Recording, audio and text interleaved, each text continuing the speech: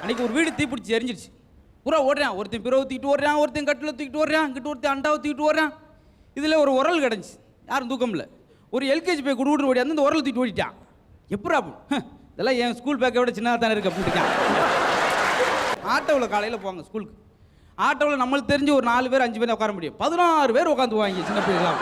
பேக்கூரா உள்ள இருக்கு, இவங்க ஒரு வெளியே பிதுங்கி வலிஞ்சு ஒருத்தன் ஆரனை பிடிப்பான், ஒருத்தன் ஸ்டேரிங்கி, ஒருத்தன் கிளர்ச்சி, ஆக மொத்தம் டிரைவர் வெளியே உட்காந்துருப்பான். இவங்களே ஓட்டி போகிறோம். நாளைக்கு எக்ஸாம் தொடங்குது.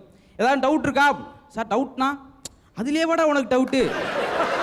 டவுட்னா ஐயம்னு அர்த்தம்ப்பா. ஐயம்னா அப்புறம் சொல்லியிருக்கேன், நாளைக்கு பரீட்சை தொடங்குது, ஏதாவது கேளுங்க சார். ஒருத்தன் இருந்துச்சு, பரீட்சைக்கு எது சார் வரும்? என்னை பார்க்கல கேனப்பேனா தெரியுதா? பரீட்சைக்கு எது வரும்னு ஏன்ட்டே கேட்குறியாடா? அவ்வளோ தைரியம் வந்துச்சு சார். விடுங்க சார், முட்டாத்தனமாக கேட்டேன். நீங்கள் எது வராதுன்னு மட்டும் சொல்லுங்கள் சார். தவறாமல் நம்ம அசத்தல் டிவியை எல்லாரும் சப்ஸ்கிரைப் பண்ணுங்கள்.